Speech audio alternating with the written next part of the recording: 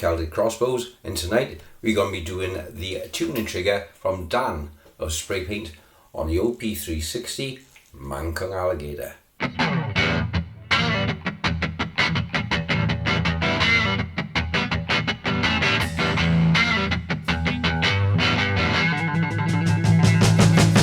Right, the first thing you're going to do, as we've already done the modification, this is now set, just unscrew your bowl in, press it out, quick change bowl in, that's now working nice.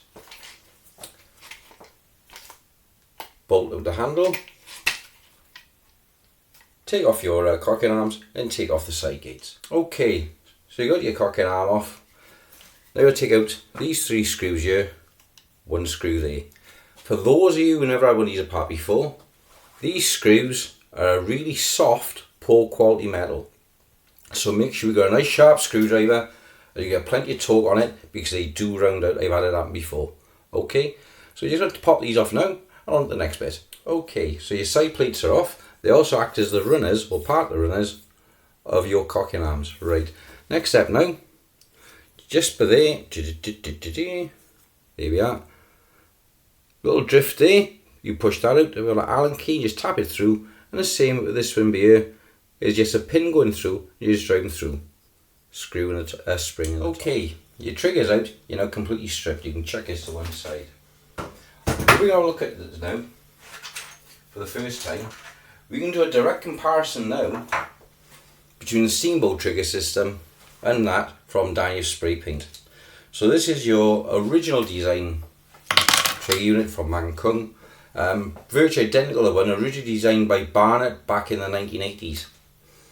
So this little detent here, you got your spring there, your pivot, and as you pull the trigger, this little cam comes up on the rear and pushes the string up off the breech. Okay, so this is out a Mancung, this one's out an OP360, and as you can see, they are absolutely 100% identical. Okay, so now what we're going to look at is Steamboat versus the Spray Paint trigger unit. First we're going to see straight away, look at the size of the difference of the gearing. The Steamboat has a much finer design gearing on there, and this is your spring retainer there, this is your spring retainer there. So that locates in there like such. So I do a direct comparison. So if that's your gearing, that's your gearing, I'll put that behind. So the counteracting block would be what's highlighted in black here. So this would have the teeth, this would slide up and down on the Steamboat system. Here's Danny's. So here's your trigger, your spring goes on there, and this locates in here. So as you pull the trigger, winds and the trigger bar comes up. Okay, so we're going to pop it in now and I'll show you how to do it. Just a quick interruption, guys. If you're watching this and enjoying my video, please click and like the subscribe button and give me a big thumbs up. It really helps the channel and gets me going in the algorithms, because I want to go places and really get things going. Better camera, better software, and I can get a better presentation out for you guys. So please like and subscribe. Visit me over on a coffee channel or over on eBay UK Pagan Welsh. If you're overseas, chat to me first and ask you about international postage. I don't always do international because I've had a lot of card sharks from overseas. Clever guys, I won't say countries, but let's say they like to sue people even if there's the slightest blemish on a piece of cardboard. So click like and subscribe, and on with the video. Okay, next step, so as you're going in, you're looking in front of the trigger. This is what's different to the Mancung and Steamboat as well, or OP360. There's a recess here. On your OP360, etc., your trigger blade, your spring, your original spring, sits over this lug, which, let's be honest, that's quite a flimsy lug, and it could snap off. Danny has thoughtfully redesigned the unit so the spring now sits inside. Okay, so when you line it all up in the trigger, that now sits this. So that goes in there, Like I said, it is a bit fiddly, because you've got to hold the trigger up in place and put the pin through. So I'll be back in a minute. Okay, when you look inside your tool now, you look inside there, and try and get this on camera as best I can, because I can't see there in too much dark. You look inside there, just there is a little step. Inside that little step, that notch goes. So when it goes in there, like this, it just sits in the step, so she's now sitting flush look. And the trigger then has to go in to interlock with it and the spring all at the same time. It is fiddly, so I'm going to have to do this off camera. Guys, trigger's in and she's working nice. First thing I noticed, straight out of the box, did not require any filing, any alterations, drilling out of the pivot hole, filing the riser block on the rear. Works straight time out the box. And like the steamboat trigger, if you see my video, I had to file on the rear edge of it and drill out the hole for the pivot for the trigger. How does it feel? It's noticeably heavier. And that's because the spring now is compressed further forward as well.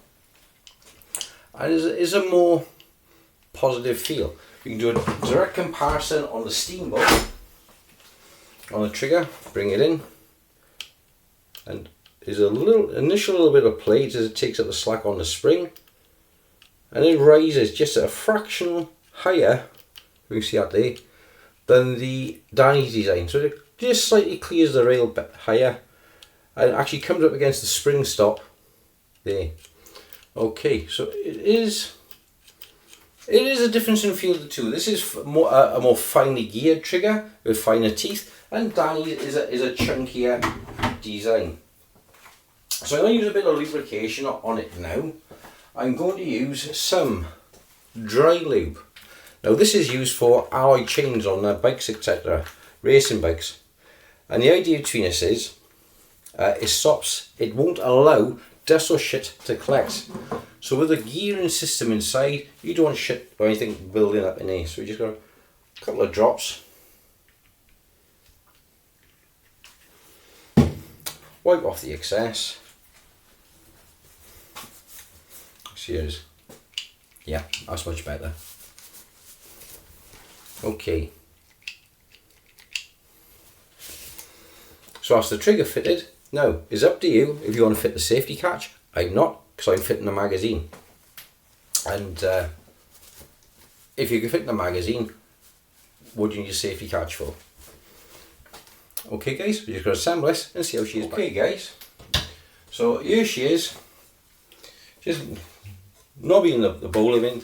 So you're going to stretch the string, just push it over the back.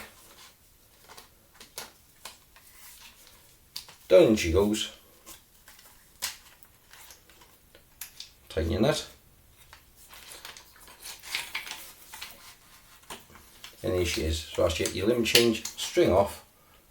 It just takes a matter of seconds. You don't have to de-string the bow every time you want to work on it. This is a fantastic system. Now, next video, we're going to be looking at the magazine, okay?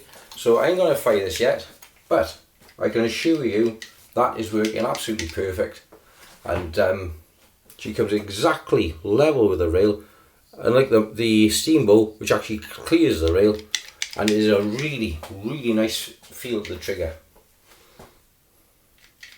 So that's it for this one. And now we're at OP360, well on the way to being tuned up. I have two spare alligator chassis at the moment.